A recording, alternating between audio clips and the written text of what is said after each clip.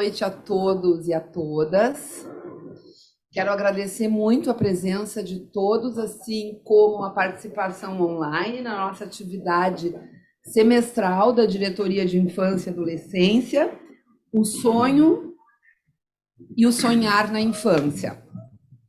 Bom, antes de eu introduzir, então, a participação dos colegas, eu gostaria de convidar todos para a nossa atividade em homenagem aos 100 anos do nascimento de Donald Meltzer, no dia 19 de agosto de 2023, das 9 às 17 horas, na plataforma Zoom, inscrições nas nossas redes. Vai ser uma atividade bastante interessante, poderia dizer imperdível.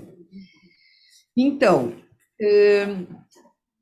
a gente está tendo o prazer, hoje à noite, de contar com o projeto Sereno Canto, Thiago Ramil e o Raul Jung, psicólogos e músicos, que irão nos apresentar a esse projeto tão sensível e bonito, o qual nós, da Diretoria de Infância e Adolescência, conhecemos inicialmente através da nossa colega Luciane Falcão.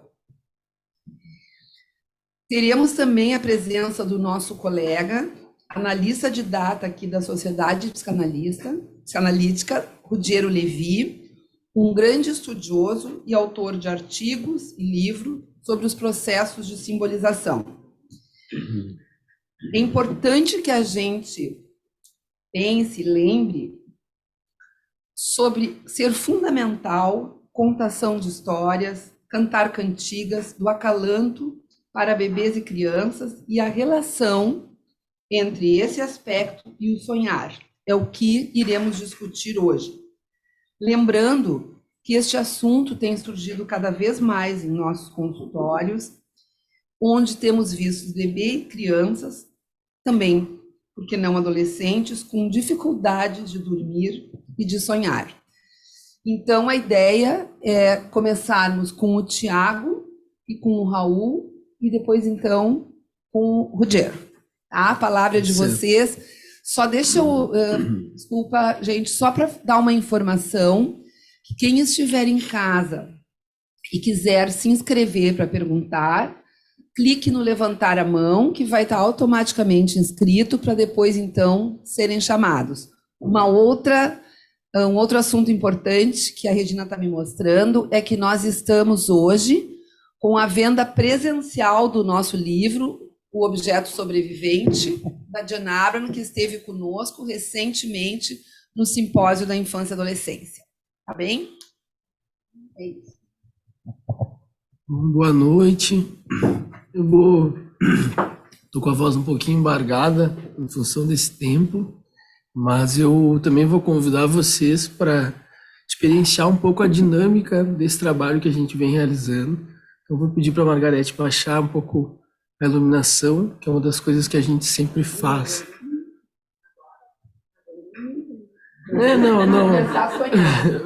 Não. Isso, por favor, Margarete. E eu também vou adotar, eu e o Raul, vamos adotar assim uma dinâmica da fala um pouco mais sussurrada, e aos poucos vocês vão entendendo também o do porquê dessa escolha, dessa abordagem. Então, uma boa noite a todos. É uma honra para a gente poder estar aqui conversando um pouco com você sobre esse projeto que é muito querido para a gente, que a gente já vem carregando há muito tempo, estudando, pesquisando. Esse é um trabalho que se inicia no período que a gente ainda estava na graduação em psicologia, né? Se iniciou como um projeto de extensão e a gente realizava então a prática do acalanto, numa casa de acolhimento. A gente ia à noite, semanalmente, e tocava canções, contava histórias. E o motivo desse início, sim, teve uma experiência que foi muito interessante, que nessa época a gente também é estagiário desse espaço, dessa casa de acolhimento. A gente se depara com uma situação de um bebê que estava muito inquieto, chorava constantemente, já estava a equipe muito sem saber como abordar e como auxiliar aquela situação. Então ele vem ali à sala da equipe técnica, e a gente faz esse primeiro experimento, que é tocar uma canção. No caso, a canção era Se Essa Rua Fosse Minha, imagino que todos vocês devam conhecer. E, para nossa surpresa, enquanto eu tocava, tinha um outro colega estagiário que embalava ciclicamente aquele bebê, e antes do término da canção, ele dorme. E isso já foi, então, um primeiro motivo para a gente ter esse interesse por estudar um pouco a dinâmica do acalanto, né? E aí, agora a gente vai contando um pouquinho disso e decorrer desse projeto. Boa noite, então. Prazer estar aqui com vocês. Dando sequência, então, a essa cena, né, nesse encontro assim, entre o acolhimento institucional, a psicologia, a música, essas experiências, essas intervenções passaram a ir compondo gradualmente essa proposta de intervenção da psicologia no abrigo, né, ia lidando, né, com muitas experiências, então, muitas vezes que não conseguiam ancoragem na palavra ainda, e aí a gente começou a se debruçar e a poder experimentar também um pouquinho desses elementos, né? Então, um embalo cíclico, uma voz sussurrada, uma dinâmica, inclusive, da luz, né? Operar com essas narrativas, com essas metáforas. Isso, então, passou, né, a ser um repertório, né? Uma prática da psicologia no abrigo e um ponto de reflexão para a gente também. Teve também uma segunda situação que foi bastante marcante e motivadora para essa pesquisa, que foi um outro menino, já com uma idade um pouco mais avançada, de 6, 7 anos, que estava numa desorganização bem grande, assim, dada a situação do acolhimento, do afastamento da família, e também a equipe já um pouco esgotada, assim, nas tentativas, né, de serenar ele. Então eu me deparo com essa situação e aí eu começo a cantar e cantar improvisando um pouco aquele conteúdo que era o conteúdo que a gente precisava conversar com ele, né, no processo de elaboração. Naquele primeiro momento eu tive a sensação de que ele não me ouvia, porque ele seguia num choro muito constante. E ele aos poucos foi serenando e acabou dormindo, né, nessa intervenção. Para minha surpresa, no dia seguinte, ele pede para falar comigo, e aí ele vem falar comigo sobre os conteúdos que eu estava cantando para ele no ouvido de forma sussurrada. Isso trouxe mais uma indagação para a gente, que é essa característica do ouvido ser um orifício do nosso corpo que está sempre aberto, né? A gente não consegue fechá-lo, assim. Nosso corpo todo escuta, né?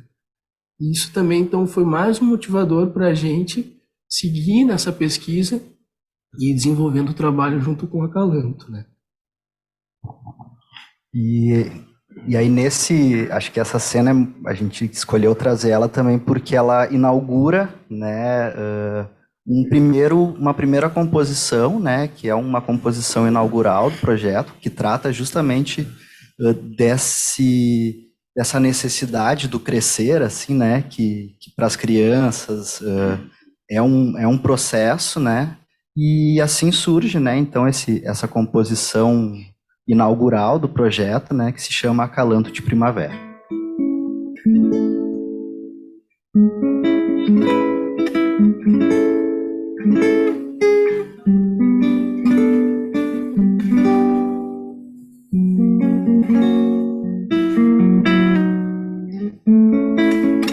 Tudo começou, ela me plantou no seu pátio.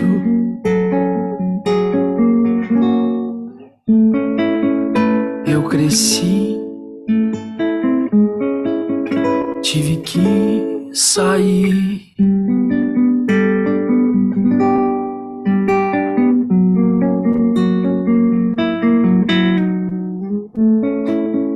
E no pátio eu percebi que não era só eu ali.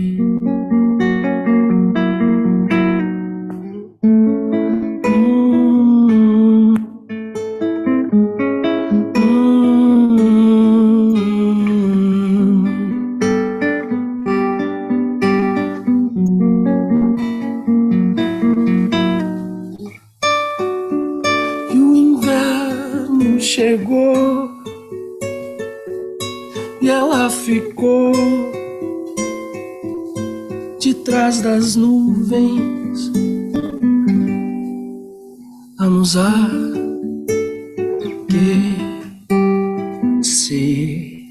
Enquanto chover, eu vou beber da sua água que vai me fazer crescer. Pra quando chegar a primavera, eu já estar pronto pra mostrar as minhas cores, as minhas flores, o meu amor,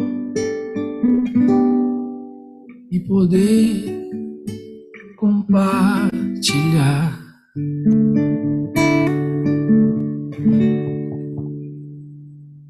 E nasce então o projeto A Hora de Dormir.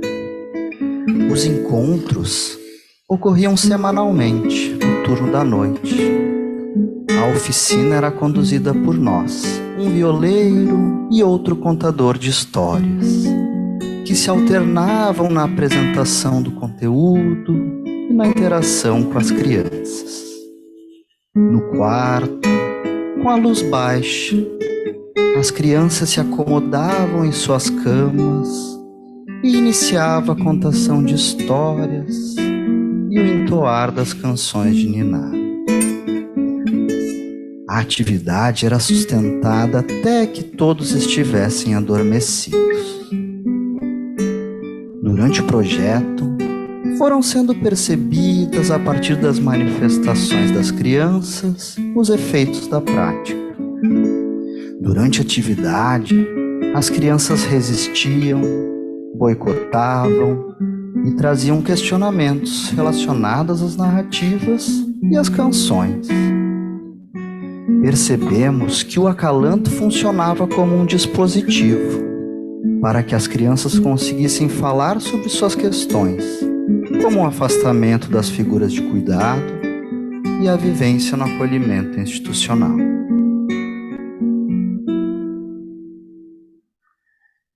Durante a pandemia, a gente se depara então com um novo contexto, uma vontade de poder seguir dando continuidade a esse projeto. Tem um momento em que a gente passa a produzir episódios de uma forma remota. Cada episódio então contava com uma história e uma canção inspirada nessa história.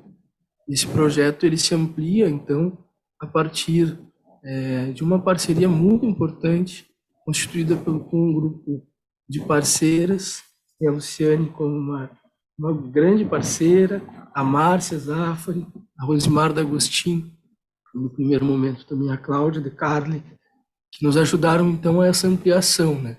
E a gente passa então a atuar junto à rede de acolhimento, oferecendo mensalmente episódios com essa dinâmica, uma história e uma canção.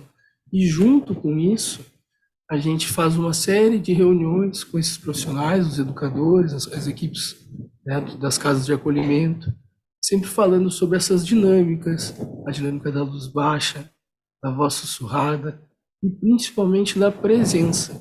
Porque como a gente, de forma remota, não podia estar ali, a gente então falava sobre a importância da presença dos educadores, para que eles pudessem também ser receptáculo daquele mundo imaginário, das expressões que as crianças traziam a partir dos episódios, né, das histórias, das canções.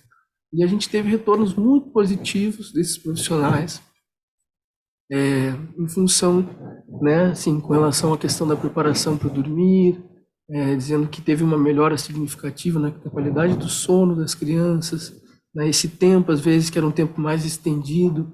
A gente sempre fala que o momento de dormir é um momento sensível para todos nós, mas num contexto de acolhimento ele se intensifica também, porque é o momento que a criança se depara com o contexto de acolhimento, durante o dia tem atividades, tem outras coisas que às vezes distraem um pouco dessa situação, né, de angústia, do afastamento das figuras de cuidado. E a gente sempre teve esse propósito também de que o trabalho pudesse ser uma ferramenta para esses profissionais, né? E então foi muito importante para a gente esses retornos, que também foi um motivador para que a gente desse continuidade. E nesse momento o projeto ganha o nome, então, de Lágrimas Coloridas de uma Árvore Falante, que nasce um pouco relacionado em homenagem também a essa história que eu comentei com vocês mais cedo, desse menino que estava muito desorganizado e que trazia sempre uma imagem de uma árvore que dava flores para as pessoas.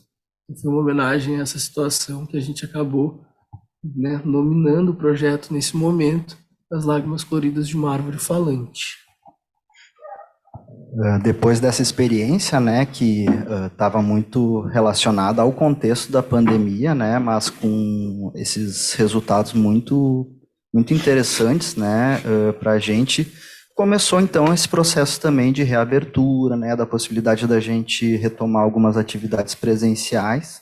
E aí a gente deu continuidade para o projeto com também uma ampliação para um outro espaço, né, da infância, que é a educação infantil, né. Então o projeto ele continuou nas casas de acolhimento e ele também se expandiu para uma série de escolas, né, de uma instituição parceira que recebeu também o projeto no contexto da educação infantil, né. E aí a gente também inseriu junto, né, com essa ampliação as atividades presenciais, né? Então a gente passa então a retomar novamente as nossas visitas aos espaços, né? E aí tem um elemento interessante nesse retorno que é de fato poder retomar essa prática, poder compartilhar, né, com as crianças e especialmente com os profissionais que então, né, a gente discutia muito, mas não tinha esse encontro presencial e vivenciar a prática para a gente era sempre um momento muito importante, assim, né? Então foi um processo muito interessante essa retomada, né,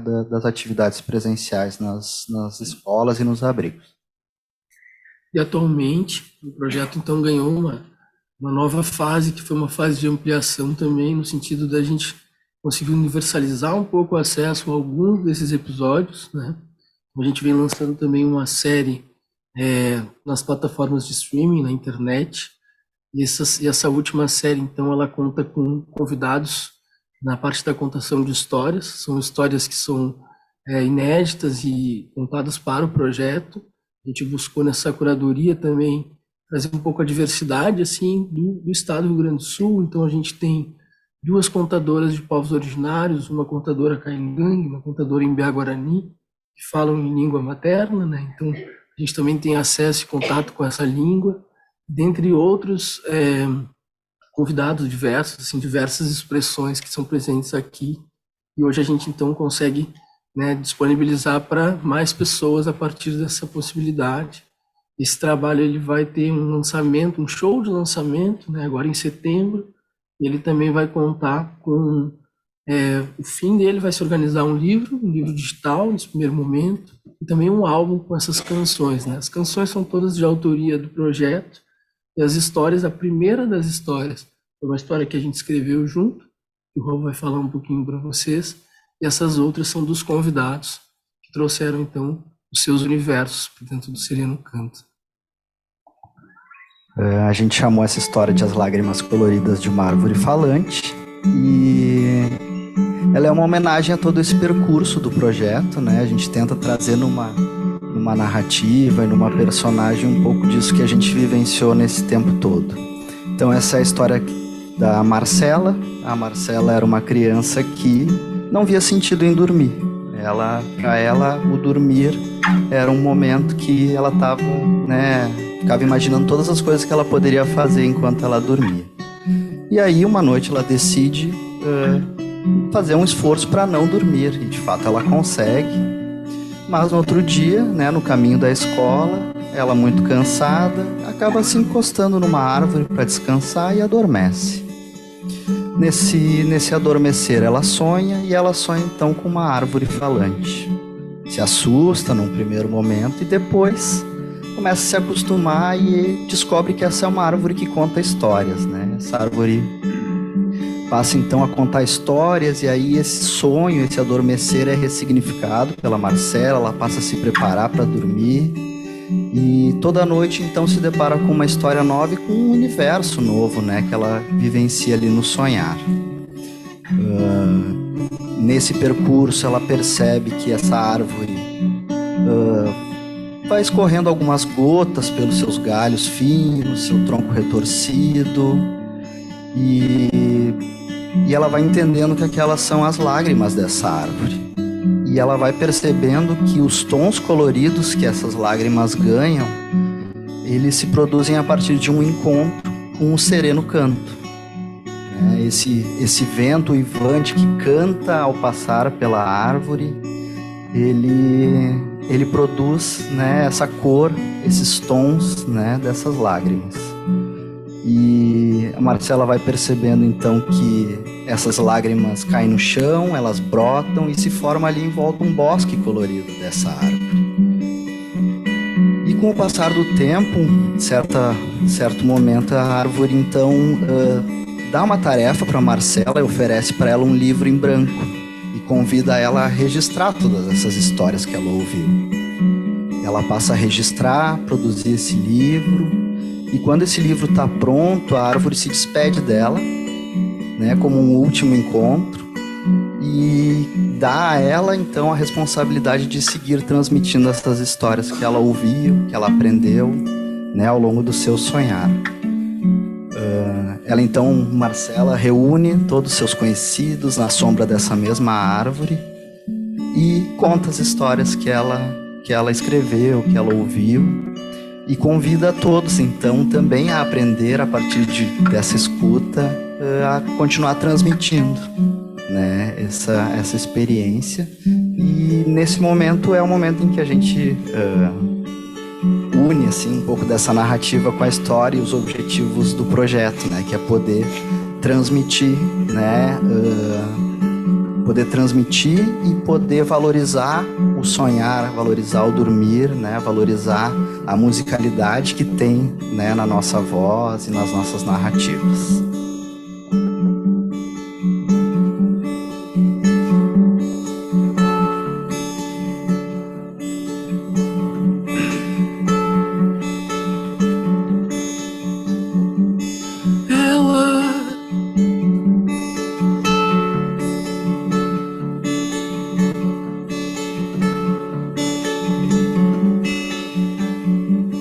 Tem o tronco retorcido e longos galhos finos.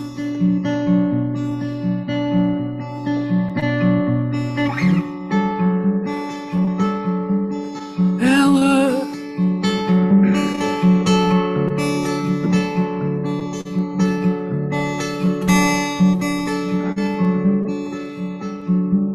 abraça as noites frias e os dias que nascem cinza.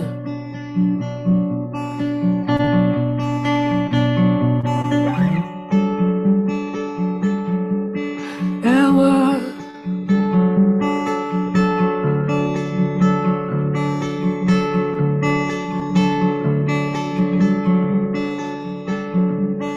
dança com as brisas e ventos que sopram tempestades.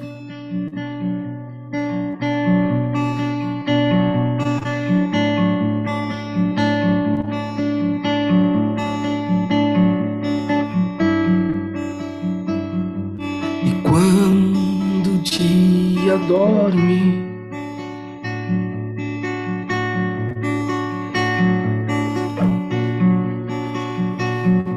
e à noite tudo cobre,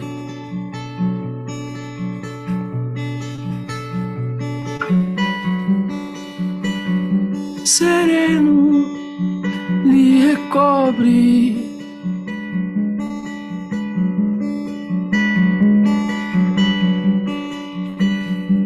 escorre uma gota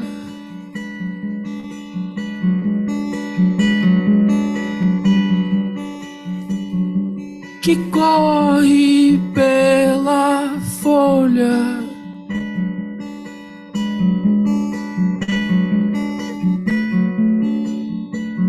Caminha pelo galho até a ponta fina.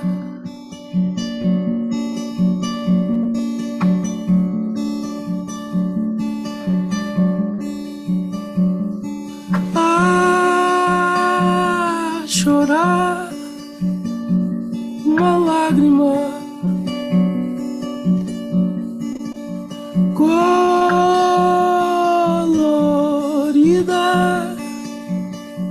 uma lágrima.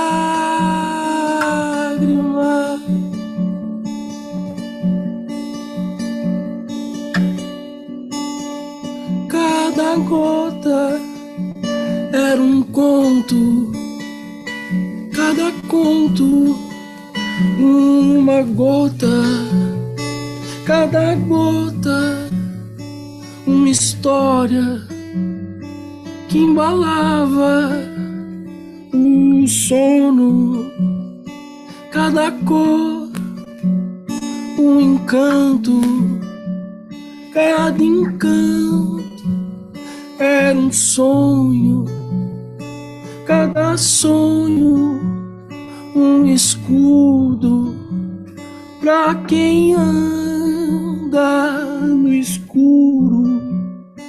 Cada gota era um conto, cada conto uma gota, cada gota uma história que embalava o sono, cada cor um encanto, cada encanto era um sonho, cada sonho escudo pra quem anda no escuro.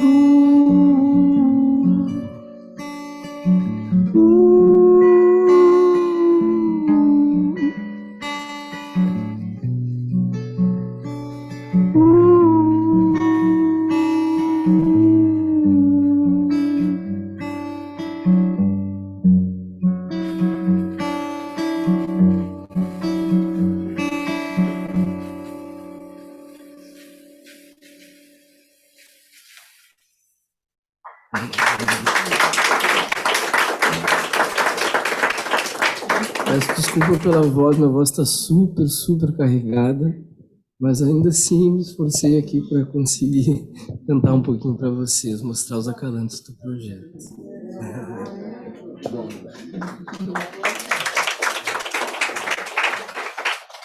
Bom, antes de passar a palavra então para o Ruggiero, obrigada, Thiago e Raul, foi emocionante, né?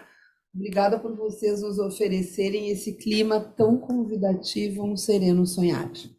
Obrigada.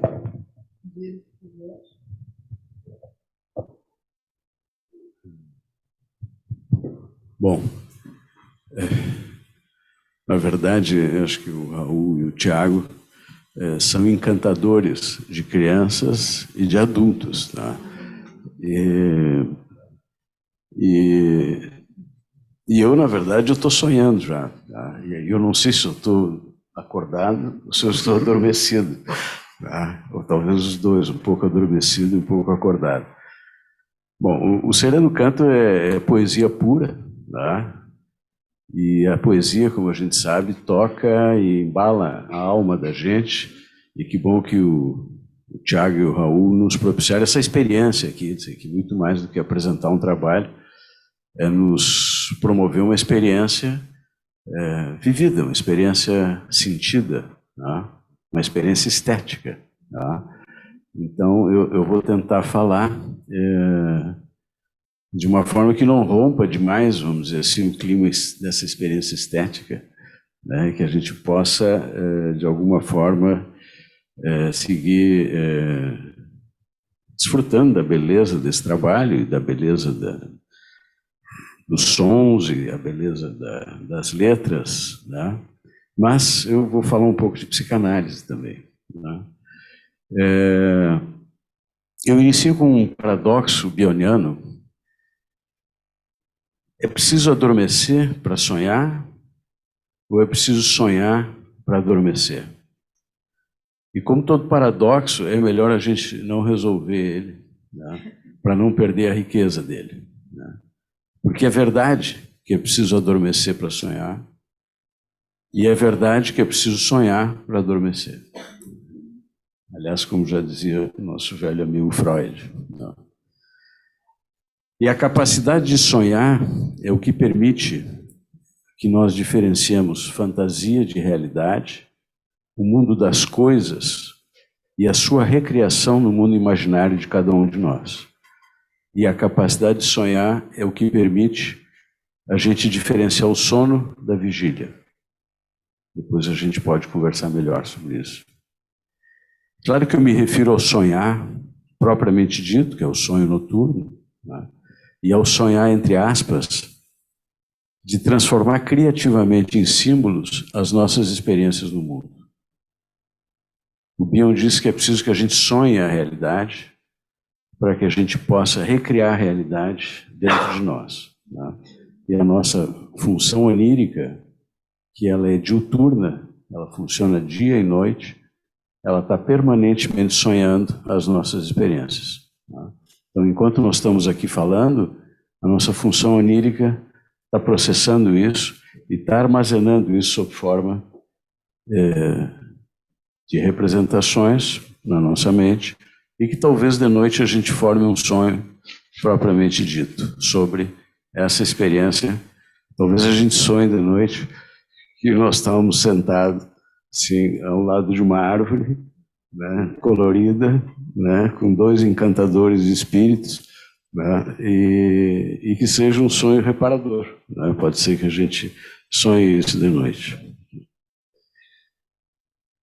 Então, a nossa função onírica, então, diuturna, é que cria o nosso mundo interno e o nosso mundo de fantasias conscientes e inconscientes.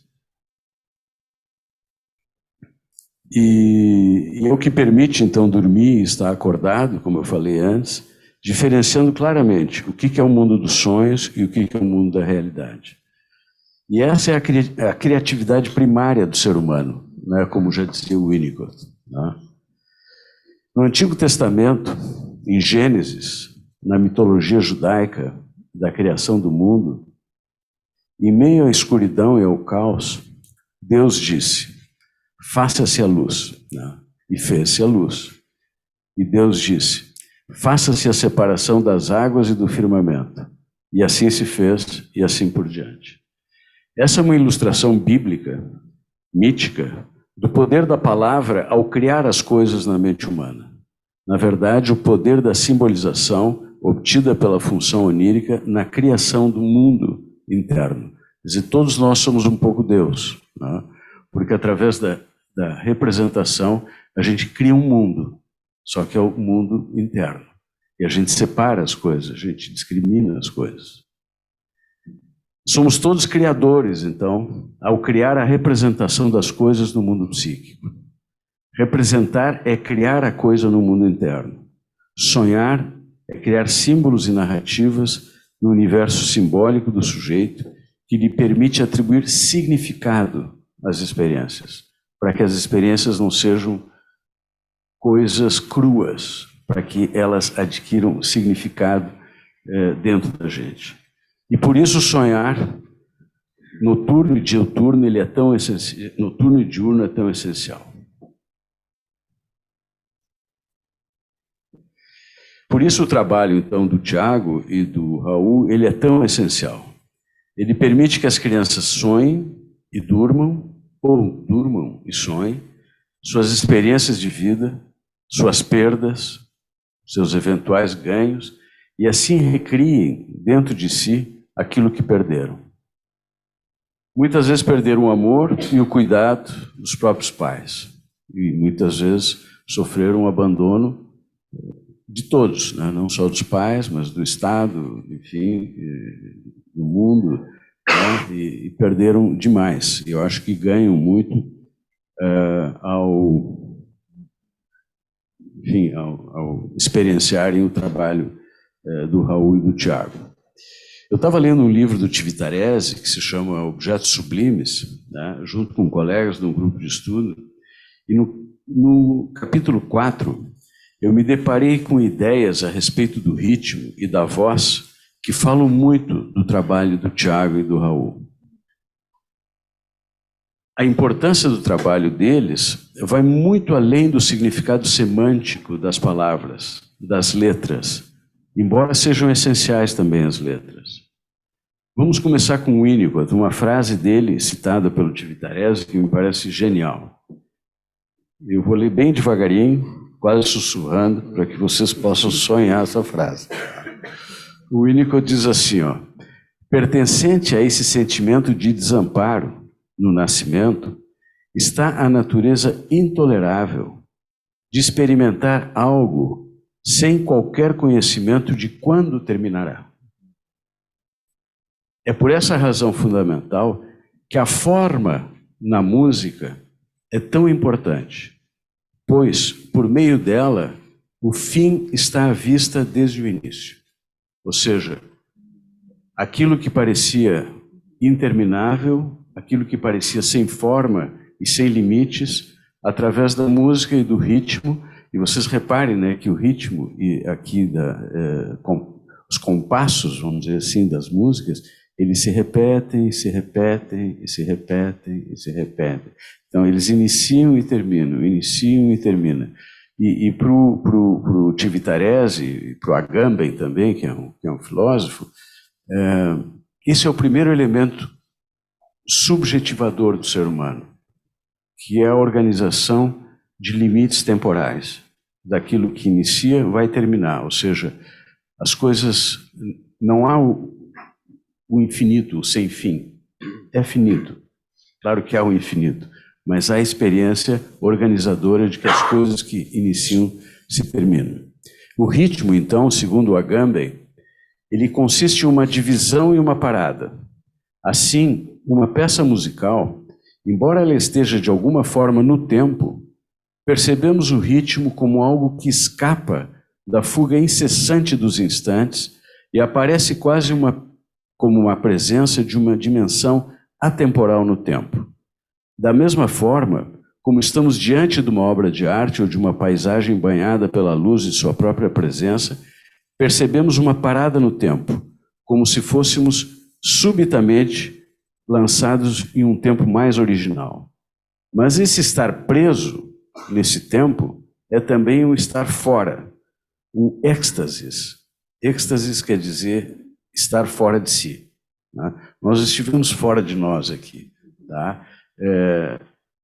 Estivemos presos às músicas e ao que nós estávamos escutando, e estivemos fora de nós por um tempo, ao sermos, vamos dizer assim, banhados por esses ritmos e por esses tons e por essas palavras. Né? É o êxtase original que abre para o homem o espaço de seu mundo. E segundo Tivitarese, o ritmo nos tira de nós mesmos, imerso como estamos, habitualmente, no fluxo despercebido do tempo. E ao nos fazer redescobrir essa dimensão crucial, ele nos constitui como sujeitos. A audição, e aqui é uma referência direta ao que vocês falavam, entretanto, está ainda mais além da linguagem. Ela tem mais a ver com o sentido do que com o significado. Depois a gente pode falar um pouco mais sobre a diferença entre sentido e significado. Tem mais a ver com o corpo do que com o intelecto. O ritmo corta faixas de tempo e, ao fazê-lo, o subjetiviza. É assim, ao gerar uma experiência de unidade que contém o conceito de estar em um.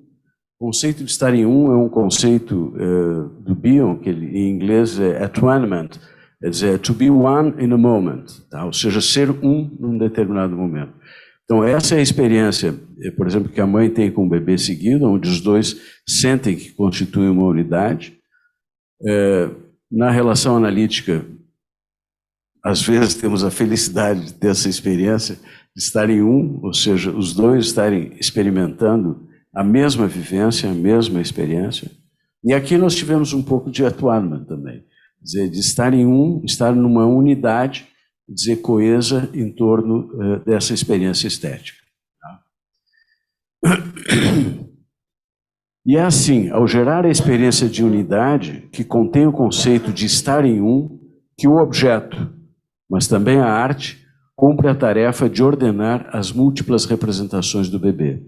Ou seja, para o Tivitarese, essa experiência de estar em um, ou seja, de constituir uma unidade, é um dos elementos integradores do bebê, que ajudam o bebê a integrar as várias percepções e representações do mundo que ele tem numa unidade que é a sua mente. Tá? Ao cantar e escutar, isso aí já sou uma frase minha, ao cantar e escutar, cria-se a experiência de unidade, estar unido com, estar em um com o outro, experiência de intimidade acalmadora que o ser humano busca pelo resto da vida, desde o seu nascimento, e que é criada e é recriada pela mãe, e pelo Tiago e pelo Raul, nas cantigas de ninar. Muito mais do que o significado semântico das palavras, o ritmo e o tom da voz subjetivizam o sujeito, pois elas carregam o conceito físico, é um conceito físico, proto-mental, proto-simbólico, que a agonia que inicia terminará. Que o outro está presente, e o tom da voz sinaliza que tudo está calmo dentro do esperado, e que tudo terminará, inclusive a agonia. Agamben, ele cita Hölderlin e diz assim: tudo é ritmo, todo o destino do homem é um só ritmo celeste. Como toda obra de arte, é um ritmo único e tudo oscila dos lábios poetizantes de Deus. Claro que aqui há uma menção, claro, não religiosa, mas a esta criatividade máxima, vamos dizer assim, que sai dos lábios poetizantes do artista. Né? Então, ao cantar aos vulneráveis, vocês dois são uma espécie de Deus, gerador de uma vida, de um self nascente, contido nos ritmos, nos tons e no tom suave das vozes de vocês. Muito obrigado.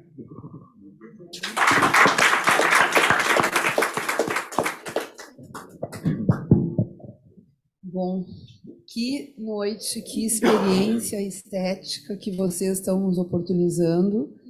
Maravilhosa. Eu tenho certeza que todo mundo vai precisar de um tempo para se recuperar e poder voltar a pensar, porque a gente está, eu pelo menos, submersa nessa experiência.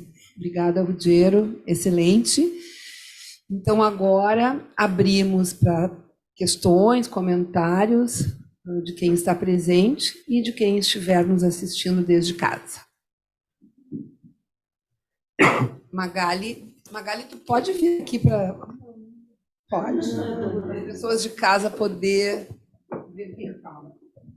É rápido, infelizmente eu tenho que sair. Eu queria agradecer ao Tiago e ao Raul, realmente é encantador, e ao Ruggiero, o ritmo se manteve, Ruggiero, e tu não tirasse a capacidade que eles iniciaram da gente seguir sonhando. Muito obrigada e parabéns. Grayson, por favor, tu pode colocar na tela a doutora Maria Elizabeth Cimente.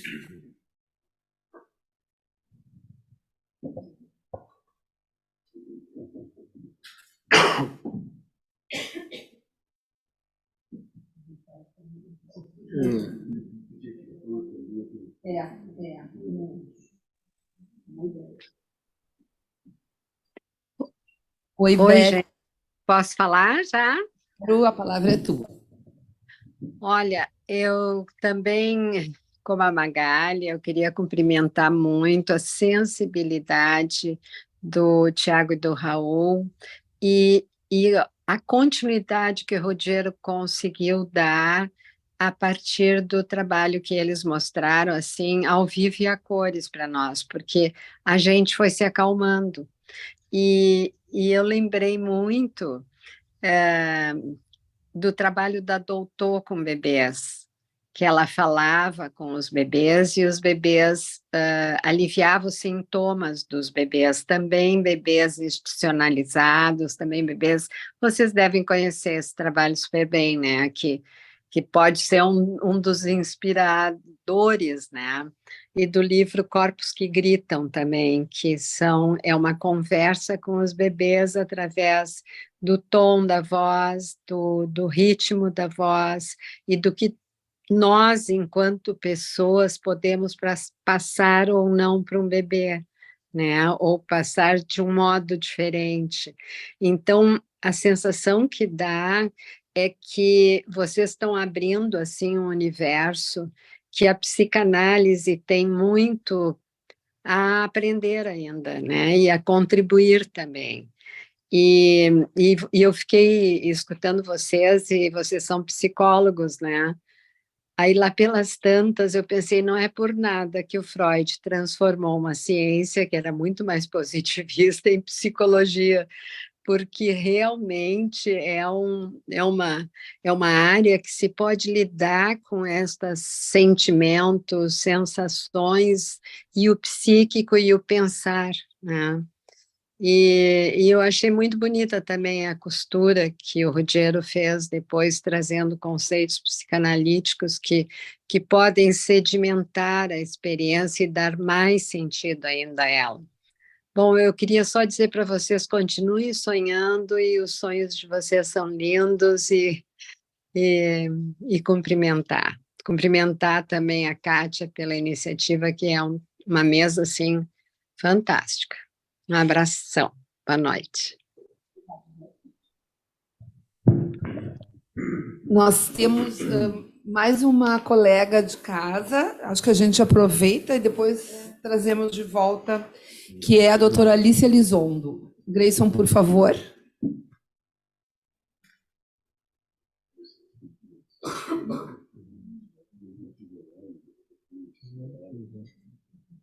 Aproveito para dizer que nós estamos com quase 100 pessoas online nos assistindo, que é um público considerável.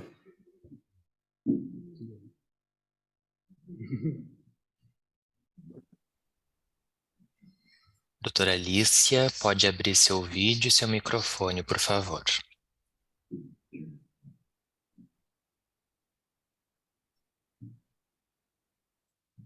Bom, me escutam agora?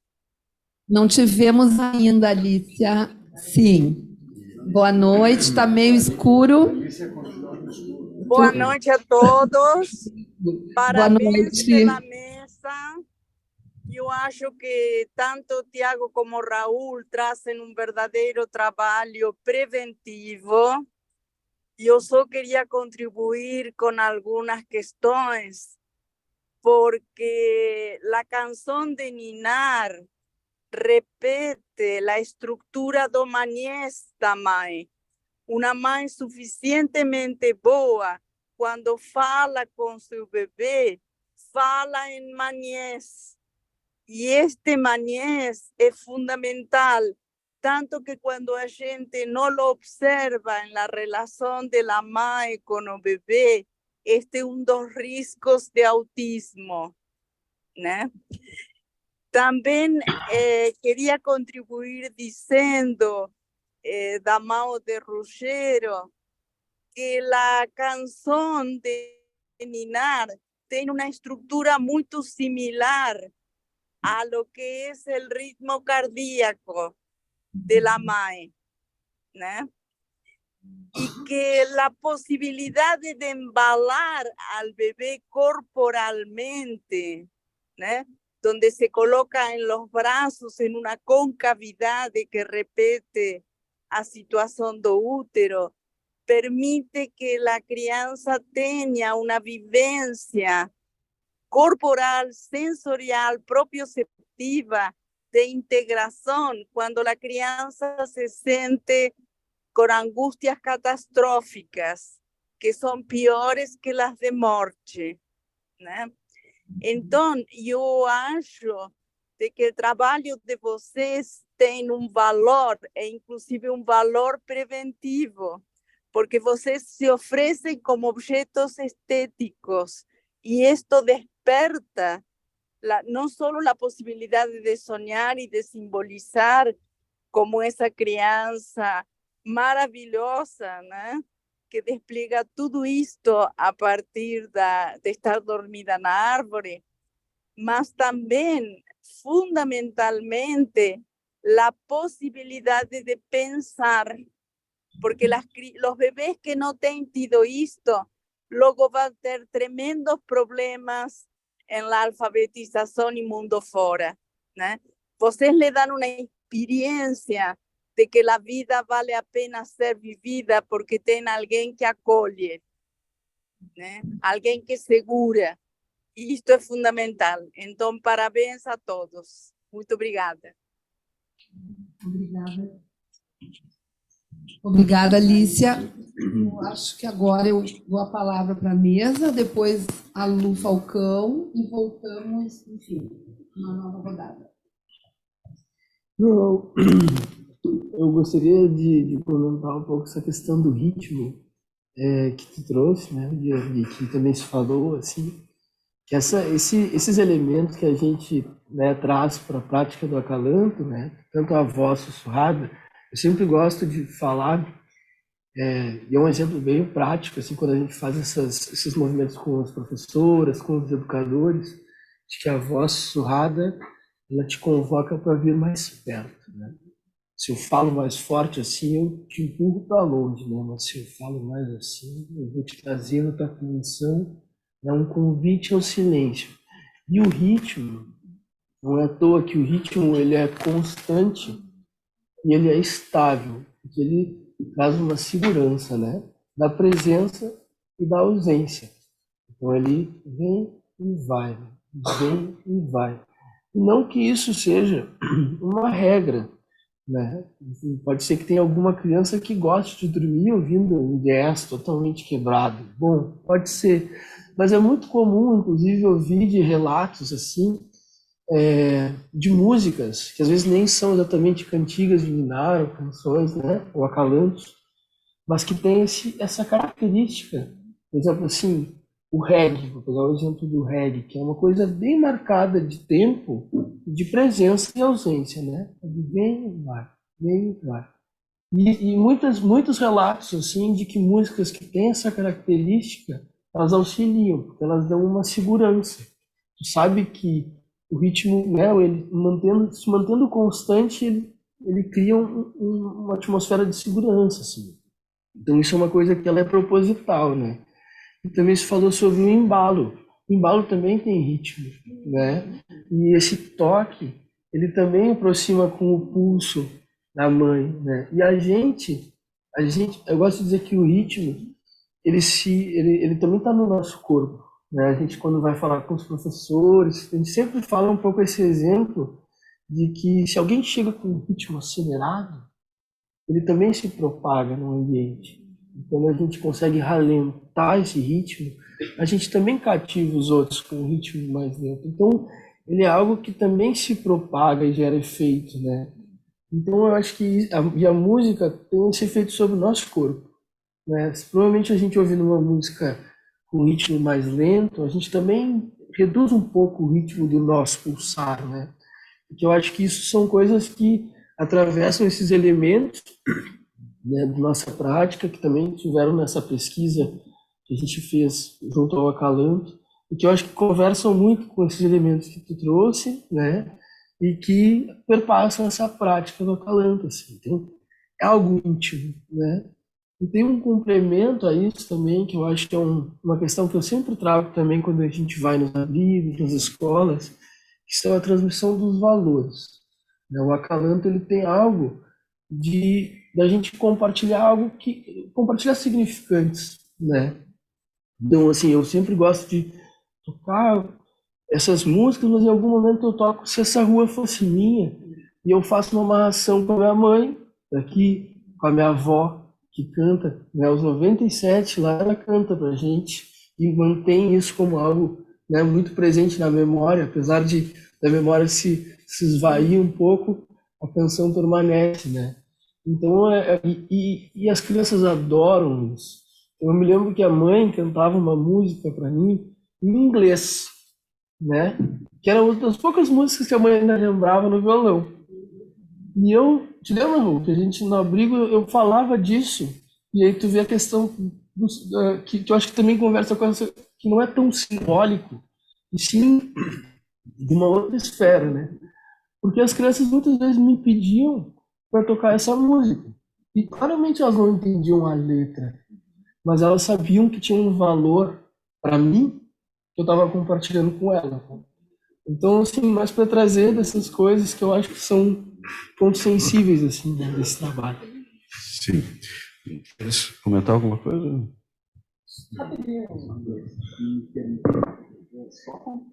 Só complementando, não sei se... Agora sim. Isso foi uma coisa que a gente, acho que falava, né, então, enfim, da psicologia enquanto ciência e de um olhar mais positivista, né. Eu estava lembrando que no início do projeto a gente chegou com uma ideia de que as crianças iam nos ouvir, né, e a gente se deu conta que era a gente que ia ouvir elas, né, e aí faça um paralelo, será que é a gente que ouve a música ou a música que nos ouve? Né, o que faz uma música nos tocar e o que tem ali de uma transmissão, assim, né? Então a gente aos poucos foi se dando conta de que o que a gente não adiantava chegar com uma proposta pré-estabelecida, era algo que se dava muito naquele momento, assim, né? Desse ritmo de troca também da gente com o ritmo da casa, com o ritmo das crianças, né? Muitas vezes a gente abandonava da música, mas trabalhava com os outros elementos do acalanto, né? Com o toque, né? Com esse afago, com essas outras dimensões que compõem o acalanto, que estão para além da canção de ninar em si, assim, né? Mas estava lembrando muito dessa continuidade, né? E de que algo através da música nos conecta, assim, né? Lembro desse termo de um comemorar, né? Que é como se fosse um memorar compartilhado, né? Em que ali tem uma troca, assim, né? Então, isso foi um elemento que a gente estabeleceu um ritmo com as crianças. A gente trazia um elemento do acalanto e a gente também deixava um espaço para que eles nos dessem respostas, né? Nos trouxessem o que aquilo estava, o que memorava para eles, né? Naquela experiência, assim. Então, foi uma coisa muito que para a gente marcou muito esse giro de perspectiva, de que a gente também tinha que ter um ritmo de silenciar ouvir elas, né? Então, é que essa prática do acalanto, ele tem essa troca, né, com a criança, mesmo a criança que não fala, né? A gente está ali, algo de ali a gente sustenta para que elas venham como sujeitos, né? Que elas advenham ali, né? Bom, eu vou retomar assim, a questão do ritmo, que eu acho que é essencial e é riquíssimo. Mas antes disso eu vou falar um pouco do que eu acho da relação entre a psicanálise e a arte, né? A psicanálise, vamos dizer assim, ela vai sempre atrás da vida. Quer dizer, a vida acontece, a poesia acontece, a arte acontece, os poetas sempre precedem e precederam a psicanálise, os músicos e a psicanálise corre atrás para tentar, enfim, gerar um significado e construir um significado e uma compreensão do que ali acontece. Nunca um psicanalista ensinou uma mãe a ter a preocupação materna primária, a ninar, a embalar. Isto é do ser humano. E a psicanálise correu atrás para entender, dizer, por que isso funcionava, por que isso é assim e tal. E construir suas teorias a respeito disso, né? Então, a questão do ritmo, que é como tu dissesse, ela precede muito o simbólico. Ela está a nível do corpo, né? Ela é muito mais corpo do que mente, né? E nesse sentido, eu achei riquíssima essa ideia de que o ritmo e essa noção de que aquilo que inicia, terminará, e que as coisas têm um ciclo, enfim, previsível, de que esse é o primeiro elemento subjetivador do ser humano. Tá? Quer dizer, é o primeiro organizador, vamos dizer assim. Claro que tem a ver com o ritmo cardíaco da mãe, tem a ver com o ritmo circadiano da mãe, que ela dorme e acorda, e dorme e acorda, enfim, e que esse ritmo, vamos dizer assim, que é ditado pelo corpo e pela música e pelas canções de niná, é o primeiro organizador que é muito anterior ao simbólico, ele é proto-simbólico, ele está muito mais perto do corpo do que da mente. E eu achei interessante isso que tu disseste de compartilhar significantes, né? Porque é disso que nós estamos falando, né? Porque o próprio ritmo, vamos dizer assim, ele é um significante sobre o qual se construirá um significado. Tá? Quer dizer, então, o significante chega antes, vamos dizer assim, do que o significado, né? E aí entra também isso, né, que eu falava antes, entre o sentido e o significado, que vai nessa linha, né? Quer dizer, para o Meltzer, vamos dizer assim, o sentido ele está muito próximo da experiência estética, ou seja, a gente poderia dizer assim, o sentido é a organização mais primitiva, o sentido de se isso é bom ou é mal, é ruim, é prazeroso ou é desprazeroso, é uma experiência vivida, né? E o simbólico vai depender de uma longa construção mental e psíquica em cima do sentido que é experimentado, né? Quer dizer, eu achei rica essa ideia de que vocês compartilham significantes, e eu acho que a gente compartilha significantes, em cima do qual muitos significados vão ser construídos, né? E eu acho, concordo totalmente com o que falou a Alicia, né, que o trabalho de vocês ele tem uma função preventiva e curativa também, né, mas uma função preventiva importantíssima, e de valor inestimável. Eu acho que isso, enfim, que bom que vocês estão replicando essa experiência e divulgando e ampliando ela, né, porque eu acho que ela tem um valor inestimável para a saúde mental das crianças. Temos vários inscritos, então todo mundo com muita vontade de conversar, de dar ideias. Então eu vou pedir, por favor, que os colegas possam ser breves nas suas questões para a gente ter tempo para ouvir mais a mesa e mais colegas. Luciane Falcão, por favor.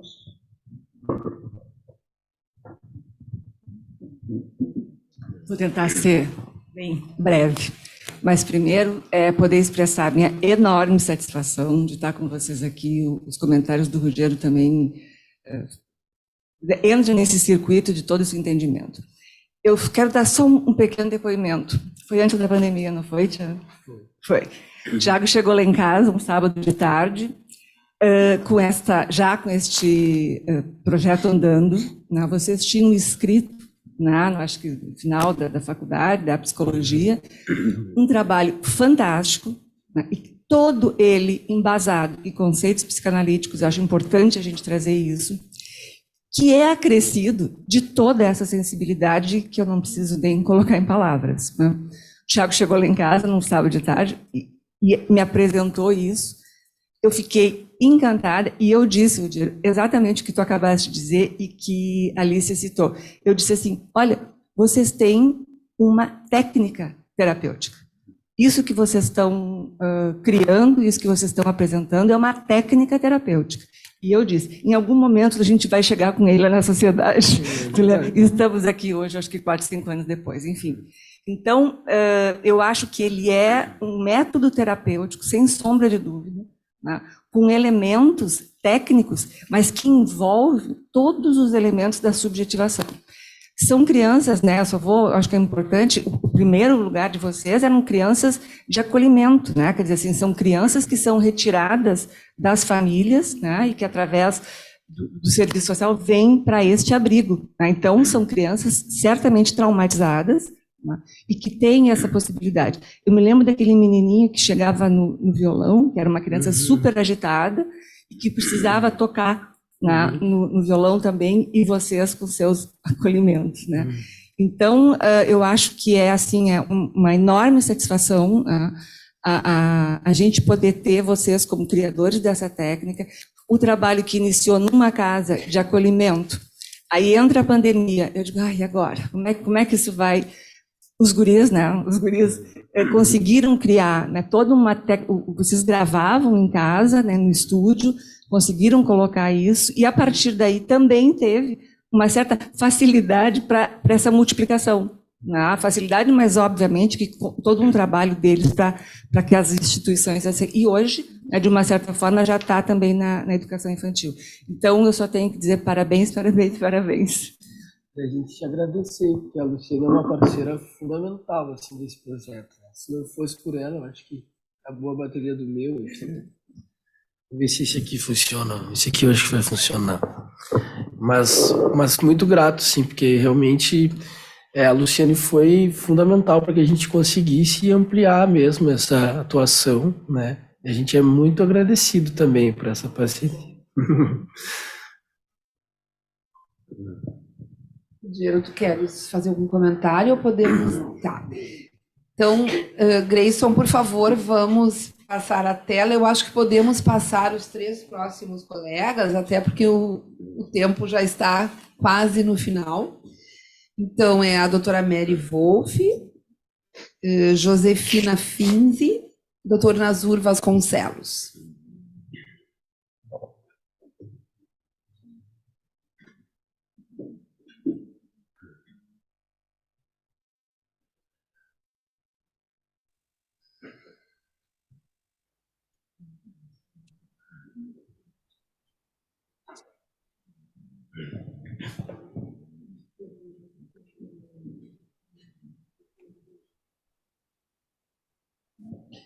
Oi, Mary. Começamos, então, contigo, por favor. Bom, primeiro, boa noite a todos. Eu queria agradecer muito essa oportunidade, né, que a Kátia, como coordenadora da Diretoria de Infância e Adolescência, trouxe para a sociedade, porque eu acho que nesse momento nós estamos resgatando ou revivendo uma experiência emocional muito importante, onde resgata a importância do sensório, né? A importância do sensório na nossa subjetivação, né? Tanto sob o ponto de vista estruturante, né? Como uma parte do desenvolvimento humano que vai nos permitir uma possibilidade de subjetivação, como também uma via terapêutica, né? Acho que a Alicia trouxe isso de uma forma muito importante, né, e muito significativa, e acho que quando vocês descrevem o trabalho de vocês, não é? E a Luciane agora, nesse momento, também reforçou a importância desse tipo de trabalho como uma ferramenta terapêutica, principalmente nas condições de desamparo, né, como acontece num abrigo, né? Então, eu acho que isso é um elemento importante que nos traz, né, uma possibilidade de esperança de poder atingir crianças tão desfavorecidas e desamparadas, né? E o Ruggiero costurou muito bem, né, teorizando aquilo que vocês trouxeram como uma experiência emocional. A minha fala é mais no sentido de cumprimentar e agradecer a vocês por essa experiência. Obrigada. Obrigada, Mary. Por favor, doutora Josefina Finzi, se a senhora puder se apresentar, agradecemos. Bueno, muchas gracias. Yo hablo desde Buenos Aires, soy psicoanalista de la Asociación Psicoanalítica Argentina, es un gusto escucharlos, y cuando vi el título de esta ponencia no dudé en poder estar con ustedes y agradecerles tanto el soñar con ustedes. Justamente no pude captar tanto las letras de las canciones, pero sí el ritmo. Y justamente en ese ritmo entré en el ensueño. Y cuando escuché dije, este es mi mejor momento para terminar el día, soñando.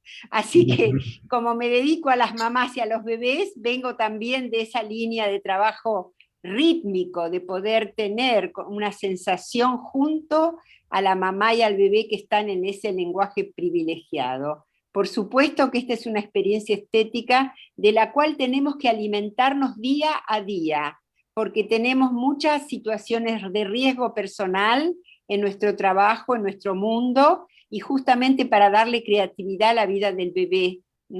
Así que enormes gracias por estar con ustedes. Buenas noches. Nós que te agradecemos, Josefina, obrigada. Nazur, por favor. Boa noite a todos. Bom, eu inicio realmente parabenizando aos três, ao Raul, Thiago, Ruggiero, e, enfim, e dizendo do imenso prazer realmente de escutar vocês, que eu não tenho dúvida que eu irei dormir melhor e sonhar depois dessa noite. E também, até pegando um paradoxo, né, ao dia, né, as iniciais da Diretoria da Infância e Adolescência, que eu diria que completou assim, essa nossa noite.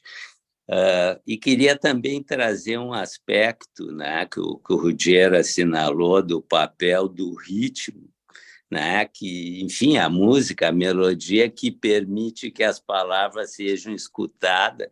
E me lembrei do conceito do Roussillon e do Guerra, né, da lei materna, que se existe uma lei materna do encontro, é a lei da co-construção de um ritmo em comum.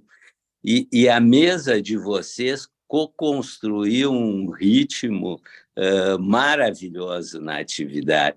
Eu diria que eu pude sentir o cheiro, né, da árvore e o colorido, eu pude enxergar a árvore transmitida na música, né? Então, vocês reuniram visual, corpo, cheiro, enfim, todos os 7 sentidos, dá para dizer assim. Bom, muito obrigado pela atividade. Obrigada, Nazur. Bom, então agora, acho que a mesa, né? Se tiver alguma colocação, fiquem à vontade.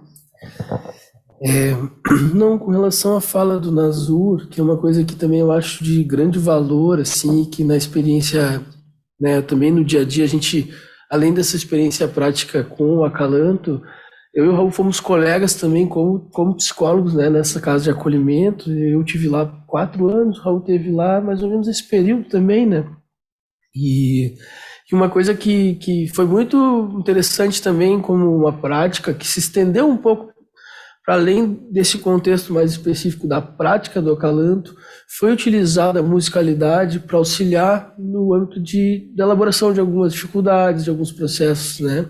E eu tenho uma memória, e isso foi muito importante também nessa pesquisa, de perceber que a música ela ajuda a abrir o campo, e eu acho que conversa muito com a fala do Nazur, ela abre o campo para uma elaboração, às vezes para falar sobre conteúdos duros, assim, né? Então é como se a melodia ela embalasse e deixasse as palavras um pouco menos duras, né? E principalmente quando a gente está tratando de crianças que ainda têm pouca propriedade da palavra, né? E que estão vivenciando situações mais complexas. Então eu me lembro de uma situação, era uma situação que levou ao acolhimento, que era uma situação de abandono, né? O motivo pelo qual as crianças tinham ido para lá na casa de acolhimento. E eram 2 crianças, eles eram um menino de 1 ano e pouco e uma menina de 3 anos e pouco. E eles estavam sofrendo muito com essa situação, porque, enfim, né, era uma situação muito dura. E eu me lembro que, bom, como que a gente fala sobre isso, né? E a menina estava bem resistente para que a gente pudesse elaborar, e às vezes essa elaboração ela é muito importante para que a criança consiga também enfim, ingressar num processo de adoção, né? Então, assim, elaborar esse abandono para que ela possa também estar, né, se preparar para uma outra constituição, para um outro processo. E aí eu me lembro de fazer esse mesmo processo de improvisar. Então, eu peguei o violão e fiquei tocando ali de uma maneira cíclica e conversando, né, cantando, mas falando sobre esse conteúdo, através da canção, né, improvisada, assim. E isso foi muito marcante, porque a gente estava falando sobre questões familiares, aos poucos a criança foi pegando os bonecos, foi montando uma família, né, E dali eles conseguiram, não que tenha sido pontualmente isso, né, também, mas que com certeza auxiliou nesse processo, assim. Então, foi uma coisa que chamou muita atenção nessa característica de que a melodia, ela consegue dar uma doçura para a palavra, e a palavra se torna um pouco menos dura, né, porque às vezes a palavra no silêncio, ela, né, ainda mais para uma criança, assim, ela pode, né, um conteúdo duro, assim, delicado, né. Então, foi algo que nos motivou muito no âmbito da pesquisa, de perceber que a música, como se a música preparasse o terreno, abrisse o campo, assim, para que a gente pudesse adentrar, né? Isso é uma característica do acalanto também, que a gente até não falou, né, Raul? Mas que, se a gente for ver as canções de Ninar, elas, diferente das canções infantis, elas não têm exatamente uma temática leve. Normalmente a temática das canções de Ninar são temáticas densas, mas a melodia é doce. E a doçura da melodia, ela permite que a gente insira ali esse conteúdo mais denso, né? Então até a gente brinca, por exemplo, tem uma canção que a minha avó canta muito pra gente, que é dura, o final dela assim, é trágico, né? Mas a gente tem uma memória afetiva dessa canção que não tem nada de trágico, né? E a gente canta com ela. Hoje ela até brinca, mas que pesado, ela se dá conta às vezes. Mas é uma coisa de, a doçura da canção, ela abre o campo, e aquilo, por mais denso que seja, a gente até fala, se essa rua fosse minha, mas ela não é minha. E eu não tenho ela para te dar. E eu tô te falando isso. Então tem um limite ali, né? Mas ao mesmo tempo, é tão doce aquela melodia que dá para imaginar que a rua seria minha também, quem sabe, né? Então é muito, eu acho que isso é uma coisa que assim, pegando um pouco o gancho da fala do Nazur, que eu acho que é algo que está dentro dessa pesquisa e que a gente entende como algo importante, assim, também. Sim, e ao cantar, né, se essa rua fosse minha, a rua passa a ser minha na imaginação. Isso. Né? Então o sujeito se apropria, vamos dizer assim, daquilo. Mas eu pensei em acrescentar duas coisas a isso que tu estavas falando, e também acho que ao que o Nazur trouxe, e eu me lembrei de duas coisas. Uma é logo que eu estava fazendo minha formação em infância e adolescência, lá no CEAPIA, eu escrevi um trabalho que até hoje ele é uma referência para mim, que era um trabalho sobre a interpretação lúdica, tá? Interpretação lúdica é um conceito do Rodrigues, né, que ele diz exatamente o seguinte, né, que para tu poder te comunicar com uma criança, ele diz, tu tem que primeiro te mimetizar com a linguagem da criança, tá? Seja ela rítmica, seja ela teatral, seja ela musical, né, mas tu tem que sair da linguagem adulto, que é uma linguagem dura, descritiva, nada poética, tá? E entrar, vamos dizer assim, te mimetizar com a linguagem da criança e falar desde ali, tá? Porque se tu falar desde ali, ela vai te escutar, né? Se tu falar desde a linguagem adulta, dura, descritiva, ela vai tapar os ouvidos, vai começar a gritar porque ela não quer ouvir aquilo ali, né? E porque aquilo fere ela, né? Então isso é uma coisa que eu me lembrei. É outra coisa que eu acho que está embutido no trabalho de vocês.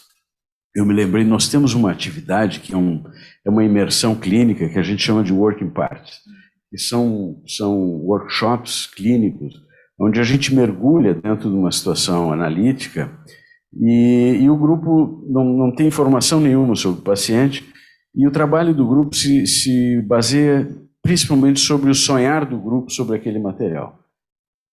Me lembrei de um filme, me lembrei de uma poesia, me lembrei de um personagem, depois, e a partir, vamos dizer assim, das imagens que vão surgindo no grupo, imagens oneroides, vamos dizer assim, vai se construindo uma hipótese, uma compreensão do paciente que está sendo apresentada a sessão analítica dele, sem o grupo ter nenhum conhecimento da história, do porquê que ele está ali, nada, mas a partir, vamos dizer assim, do sonho coletivo do grupo, né? Também é um treinamento, vamos dizer assim, para a função analítica que tem muito a ver com isso, né? E a nossa experiência é que o analista apresentador do material, ele sai desse working party Eu brinco, às vezes, com uma imaginoteca. Tá? Ele sai com uma pletora de imagens que vão ser uma espécie de vocabulário estético para ele poder figurar experiências emocionais lá com o seu paciente, que vão surgir mais cedo ou mais tarde. E o analista vai dizer, pois é, aquele personagem, ou aquele filme, ou aquela história. E um pouco vocês fazem isso, vocês oferecem um vocabulário estético para eles, tá? E semântico e de significantes, para que eles possam figurar, né? E representar emoções que muitas vezes são impensáveis para eles, né? Dada a sua dureza, dada a sua crueza, vamos dizer assim, a sua intensidade, mas vocês deixam à disposição deles ali, quer dizer, todo um vocabulário estético para que eles possam figurar essas emoções deles. Posso fazer um comentário rapidinho? Uma das coisas que a gente... Acho que veio. Essa coisa que o Thiago falou do improvisar, né? Que eu acho que é o que se produz naquela relação, né? Eu gosto de um conceito do improvisar, né? Como um agenciamento inédito de significantes, né? Então, algo de uma composição que se dá naquele momento, também pela oferta disso, né? E a forma como isso vai se agenciar naquele momento ou em outros momentos, né? É uma oferta para que haja ali um improviso, para que aquele sujeito possa, às vezes, se estruturar e, às vezes, se reorganizar, né? Porque acho que o improviso ele pode ser visto como uma reorganização dos elementos de uma música, né? Porque o improviso ele vai obedecer e, às vezes, distanciar um pouquinho da regra que está proposta na música. Ele ocupa um espaço na música, ele parte de uma escala musical, às vezes ele dá umas desviadas, mas ele interage em uma nova organização, né? Numa coisa inédita, numa criação, né? Eu acho que o que a gente busca ali é oferecer mais elementos para que as crianças possam improvisar, vir a ser como sujeitos, né? No movimento original deles, assim, né? É só reforçar essa coisa do improviso, né? E o quanto que a gente acha que... Vem conversando também sobre um pouco de um contexto que a gente vive hoje, que a gente tem menos elementos para agenciar, né? E o quanto que é importante a gente oferecer cada vez mais isso para a infância, né? Essa coisa das telas, né? De uma repetição, de uma coisa muito... Né? Então, o quanto que isso amplia as possibilidades de ser, né? Como sujeito, assim, a partir desses elementos. Só para complementar... Agora nós vamos ficar aqui numa espécie de jogo do rabisco. Você conhece o jogo do rabisco do Winnicott? É uma técnica que ele tem de trabalho com as crianças, onde a criança faz um rabisco, o Winnicott o analista faz um rabisco e a criança faz outro rabisco, e aí vai se construindo, se co-construindo uma imagem a partir dos rabiscos dos dois. Nós estamos um pouco fazendo o jogo do rabisco aqui, né? Mas em relação a isso das telas que tu falaste, quer dizer, vai exatamente na linha oposta disso que nós estamos falando, né? Porque o que nós estamos falando é justamente que vocês oferecem para as crianças alguns significantes para que elas possam imaginar. Imaginação é a ação de criar imagens. Tá? Então, vocês oferecem subsídios para que elas possam imaginar, construir as suas próprias imagens. O problema dos videogames e das telas é que a imagem ela vem oferecida pronta. A criança não tem que imaginar nada. Está tudo ali, né? E fica sendo bombardeada, dizer, por aquela sequência de imagens e não dá espaço para imaginação. Bom, é difícil terminar quando uma noite é tão maravilhosa e que a gente pode realmente experimentar, né, a beleza do sonhar, a beleza estética proposta por vocês. E fiquei pensando muito agora, quando tu falaste, Rudiano, sobre o Rodrigues, que nós não combinamos nada, mas e que, belissimamente, vocês entraram no mesmo ritmo, numa sintonia entre a música e a psicanálise. Desculpa, que eu acho que fez essa noite ser inesquecível. Um outro aspecto que também eu acho que, a propósito de paradoxos, né, o depoimento da Josefina, desde Buenos Aires, eu acho que eu fiquei pensando que me ajudou de fato a experimentar a importância dos ritmos independente do idioma, Ela disse que não entendeu o conteúdo, mas aproveitou o ritmo, né? Então eu acho que essa é a verdadeira experiência que as crianças e os bebês têm benefício com o projeto de vocês. E aí eu vou te parafrasear, Tiago, né? Que a melodia dá uma doçura à palavra. E eu acho que isso está dito através da fala da Josefina e de toda a expressão que cada um de nós está, né? De felicidade, de bem-estar. Muitíssimo obrigada a todos vocês pela belíssima noite que nos oportunizaram.